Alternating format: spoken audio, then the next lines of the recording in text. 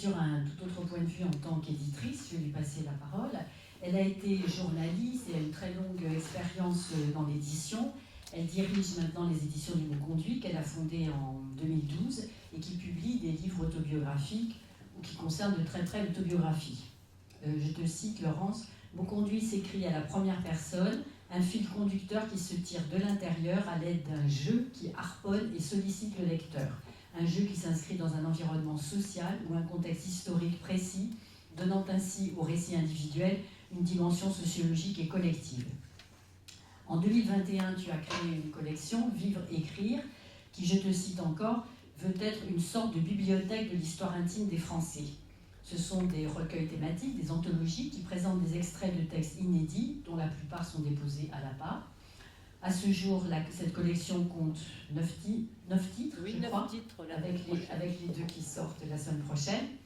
Et en tant qu'éditrice, tu es bien sûr confrontée à la question des droits, des autorisations et des possibles contestations. Tout ce dont tu vas nous parler. Je précise que, comme Florian, tu es un membre très actif de l'APA, tu sièges au CA et tu animes avec Florian un nouveau groupe de lecture, le groupe de lecture Paris 3. Bon, merci Claudine. Comment on se sert de faire comme ça? Je vais tu fais comme ça. Oui, alors comme Claudine vient de le dire, et peut-être un certain nombre d'entre vous le savent, donc j'ai créé cette maison d'édition il y a 12 ans maintenant, les éditions du Mot Conduit, une maison d'édition modeste, mais très professionnelle, distribuée par les Belles Lettres, donc 2 ou 3 titres par an seulement. Et puis, donc comme tu l'as dit, très centré sur des textes autobiographiques ou des documents toujours écrits à la première personne, enfin tout ce qui a trait à l'écriture de soi. Il se trouve que quasiment parallèlement, ou 1 ou 2 ans plus tard, je rencontre Philippe Lejeune, je rencontre l'APA, c'est une découverte extraordinaire et qui correspond à beaucoup de choses que je pense déjà. Et donc je m'engage à l'APA peu à peu, de plus en plus gagnée par ce virus des écritures ordinaires et aussi la ferveur de tous les apaïstes, comme nous nous appelons, toutes ces personnes qui sont liées corps et âme, on pourrait dire presque, à l'APA.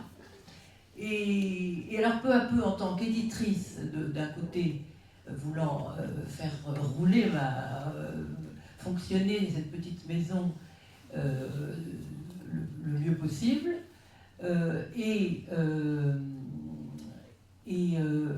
et apaïste, passionné, je me dis comment trouver une formule éditoriale viable pour faire mieux connaître ces textes magnifiques, ces textes tout à fait particuliers qui existent à l'APA, puisque c'est très difficile, vous connaissez le marché de la librairie, de s'emparer d'un ou 2 textes seulement intégral et d'en faire un livre qui se défende sur une table de librairie. Ce que j'ai quand même fait à 2 reprises, mais à mes risques et périls, hein, avec le livre sur Pauline Piquet, que Philippe Lejeune m'a complètement persuadé de publier, hein Philippe? Et puis le deuxième, qui sont les lettres à Simone de Beauvoir de Blossom Douta. Je ne regretterai jamais de les avoir publiées, mais j'avoue que c'était à mérite et péril quand même. Alors, donc, comment trouver une façon éditoriale viable? Alors, j'ai pensé à cette série, une suite d'anthologies, de recueils de textes. Alors, pas seulement une anthologie toute simple, on ne choisit pas des textes par hasard. Le directeur ou la directrice d'ouvrage, comme a été Claudine d'ailleurs, pour 2 livres, Les journaux d'adolescence et là maintenant pour les guerres d'Indochine. Donc le directeur ou la directrice d'ouvrage a une thématique dans sa tête, hein, les femmes pendant la Seconde Guerre mondiale, les exilés, les lettres d'amour, Véronique, qu'est-ce qu'il y a encore, plein d'autres thèmes possibles, les évadés, comme a fait Philippe Lejeune. Et une fois cette thématique en tête, le corpus que la responsable organise à une cohérence. C'est-à-dire que le fait que ces textes qui ont eux-mêmes leur intérêt, le fait de les faire coexister ensemble d'une certaine manière, de les présenter, de les analyser, leur donne une valeur supplémentaire. Donc voilà l'idée. Et ça fait 4-5 ans maintenant que les 4 premiers livres ont été publiés il y a 4 ans. Maintenant on en est à 9. Alors, rentrons dans le vif du sujet. Pour cette collection, et je me suis fait accompagner d'une juriste spécialisée dans la propriété intellectuelle pour que suite à tout ce que tu viens de dire, les choses soient légalement faites, ou en tout cas le plus proche de la légalité. Donc d'une part, j'ai signé une convention avec l'APA. Qu'est-ce qu'elle dit, la convention, très rapidement? Où est-ce que je suis là? Non, là, j'arrive. La deuxième page, hop, la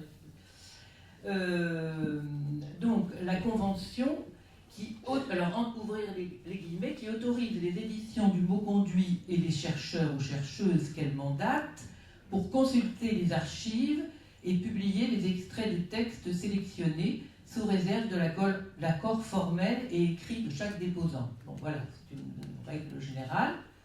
Par ailleurs aussi, j'ai signé une garantie contre recours qui m'oblige, parce que je suis la responsable, à rembourser les dommages et intérêts en cas de litige ou procès. Touchons le bois, il n'y en a pas, j'espère qu'il n'y en aura jamais. Bon. Donc qu'est-ce qui se passe? Donc, comme tu viens de dire, pour chacun des livres, puisqu'il s'agit là non pas d'une consultation par des chercheurs, mais d'une publication dans un livre qui est vendu, donc commercialisé, même si le commerce n'est pas très rentable. Et alors, du coup, il faut que je demande, bien sûr, que l'on demande, parce que souvent le directeur ou la directrice d'ouvrage, pas seulement pour des raisons légales, mais aussi pour des raisons d'intérêt, a intérêt à joindre, à contacter l'auteur ou même les ayants droit, les descendants de l'auteur. C'est toujours enrichissant de rentrer en contact évidemment avec eux. Et moi, en tant qu'éditrice, je demande à chaque auteur l'autorisation de publier son texte, ou l'extrait de son texte. Alors c'est là où le parcours du combattant commence souvent, parce que c'est une recherche difficile. J'ai oublié de vous dire quand même que d'abord, je signe avec le directeur ou la directrice d'ouvrage un contrat d'édition assez classique, avec des droits d'auteur, avec des remboursements de frais de documentation ou de voyage, des frais, comment on appelle ça, des déplacements, merci. Et puis ensuite, je demande donc à chaque auteur ou ayant droit l'autorisation de publier. Alors, comme l'a dit Florian, qu'est-ce qui se passe? Un auteur, il a déménagé, il a oublié de laisser sa nouvelle adresse, il est mort, on ne le retrouve plus. C'est une vraie enquête. C'est vrai que quand il est mort, on ne peut plus le retrouver. Pardon.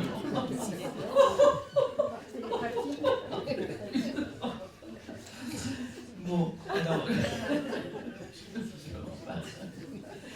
alors, pour les 4... Alors, quand même, c'est pas marrant, parce que c'est un gros...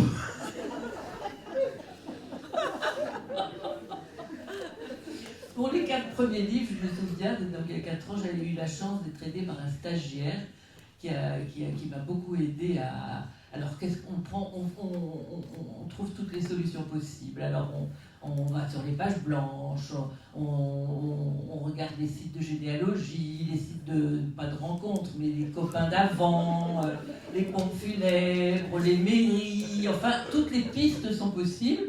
Il y a même des hasards incroyables, par exemple le stagiaire Kelvin, qui un jour me dit, mais cet auteur-là, qu'on n'arrive pas à trouver, mais il habite le même village que ma tante. Alors, il téléphone à sa tante, et sa tante, mais oui, je vais au bout du village, il habite au bout, c'est ses enfants. Et en fait, on l'a retrouvé comme ça, par exemple. Il y a des jolis hasards. Il y en a qui sont... Il y a pas mal de cas où c'est plus difficile, mais Je dirais quand même qu'il y a à peu près, sur les 9 bouquins, ça fait à peu près 80 auteurs, la grande majorité, on a réussi à les trouver, ou à trouver leurs ayants droit, la grande majorité. Et puis, pour ceux... Alors, il est arrivé que pour un ou deux textes, surtout un, on a résolu de... Comme on ne trouvait pas l'auteur ni aucun ayant droit, on a décidé, parce que c'était des textes un peu chauds, un peu polémiques, enfin, on s'est dit, on ne le publie pas. Mais il arrive que pour quelques-uns, une petite minorité, quand on n'a pas trouvé, qu'on trouve que le témoignage est tellement important, historiquement, personnellement, eh bien, on le maintient, on l'anonymise parfois, et puis surtout, il y a une formule que aussi la juriste m'avait conseillé de faire. Où suis-je? Une formule... où est-ce que je suis là? C'est là, merci, heureusement que Florian est à côté de moi. Donc, d'ajouter cette mention juridique qui apparaît au début de chaque ouvrage, malgré nos recherches avérées et sérieuses pour trouver les titulaires de droit, nous n'avons pu identifier et localiser les ayants droit de certains textes dont ont été tirés les extraits. S'ils se font connaître, leurs droits leur sont... S'ils se font connaître ultérieurement, leurs droits leur sont naturellement réservés par l'éditeur. Donc ça nous couvre en partie. Mais il y a quand même un petit vide juridique, hein, quand même. J'ai fait ça tout à l'heure. Bon, que je vous raconte quand même quelques petites, 2 ou 3 choses qui nous sont arrivées.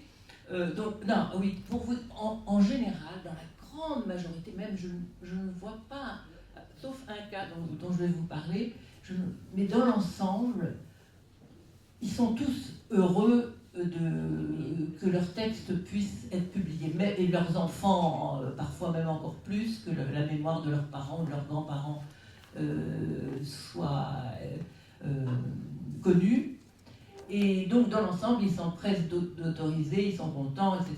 Bon, il arrive parfois, alors une fois, c'est drôle, c'était un livre sur les évadés sur les prisonniers français qui étaient en Allemagne et qui se sont évadés. Donc c'est un livre sur les évasions des prisonniers. Voilà, merci, il y a quelqu'un qui met le livre, Pascaline, qui montre le livre. Et alors, on trouve enfin la fille de ce prisonnier. C'est un très beau texte, un petit bijou en plus, c'est l'histoire de son évasion. Et alors, au téléphone, la femme dit « Quoi? Mais je ne sais pas ce dont vous parlez, je n'ai rien à voir à faire avec mon père. » Alors du coup, elle nous raccroche au nez, et on décide quand même de publier ce témoignage. Bon, je crois qu'on l'a anonymisé, mais bon là c'était presque un refus de... Enfin, c'était pas un refus, c'était...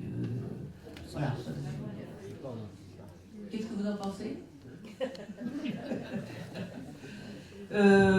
Il y a d'autres cas beaucoup plus agréables et même très émouvants qui arrivent, où les gens montrent leur reconnaissance. Et par exemple, il est arrivé une fois dans le livre sur les femmes pendant la Seconde Guerre mondiale, où nous avions publié un témoignage avec Hélène Gechter, et le petit-fils de cette femme, qui était une femme juive pendant la Seconde Guerre mondiale et qui racontait son histoire, ce petit-fils faisait des films documentaires, et il en avait fait 2 sur sa grand-mère, et il ne savait pas que sa grand-mère avait déposé ce témoignage à la part. Il est venu prendre une trentaine de livres chez Mauconduit, mais il était ému jusqu'aux larmes, quoi. Il avait découvert d'autres pans de sa grand-mère qu'il ne connaissait pas. Donc voilà. Donc, je pense que je vous ai un peu tout dit. C'est pas du tout juridique, la petite conclusion que je vais avoir, mais je me dis qu'il y a quand même 2 raisons pour lesquelles parfois on peut peut-être un petit peu outrepasser. C'est que la première, en plus c'est vraiment rare, hein, tu te connais le boulot, ouais, c'est que d'une part, c'est une maison d'édition qui ne gagne pas beaucoup d'argent, qui en perd même, c'est-à-dire que c'est une collection qui n'est pas facile. Là, en ce moment, justement, on est en train de travailler un peu à la promotion, donc on ne fait pas ça, même si c'est des livres qui se vendent, on ne le fait pas pour gagner de l'argent. Et la deuxième chose, c'est que c'est vrai que quand on dépose à la PA, comme tu disais tout à l'heure, quand il y a beaucoup de gens qui n'ont pas envie de déposer ou de faire connaître leur journal intime ou ce qu'ils ont écrit, et ceux qui le déposent ont quand même un besoin de transmettre. Voilà. Bon, voilà. Bon ben voilà, merci. J'espère que vous découvrirez ces livres et que peu à peu, parce que c'est une sorte de broderie mémorielle que j'ai envie de continuer jusqu'à ma mort, je crois.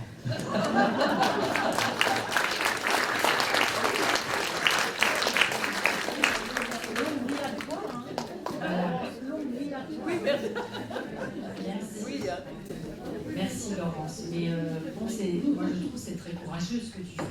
Enfin, je veux dire parce que bon, jusqu'à maintenant, à la fin, comme on nous conduit, oui, mais enfin, bon, forcément, étant donné encore une fois le vide fou ou le vide juridique, bon, il y a quand même quelques risques. Oui, il y a quelques risques. Mais très. Je dois dire que voilà. Ouais. Et on essaie toujours de s'efforcer, qu'il s'agisse de ta collection ou d'autres publications dans les cahiers de l'APA ou par ailleurs, on s'efforce toujours d'avoir des preuves, et on en a le plus souvent de la volonté de transmission, que ce soit des auteurs ou des ayants droit. Même si on ne parvient plus à les joindre, on a des contacts, c'est ça aussi. Il n'a pas été une association, et on a quand même des liens quand même avec les auteurs et les ayants droit. Et quelquefois qui se poursuivent au-delà de la soumission de l'écho, enfin de l'envoi de l'écho de lecture que l'on rédige. Et bon, et d'habitude, on s'assure que justement cette volonté.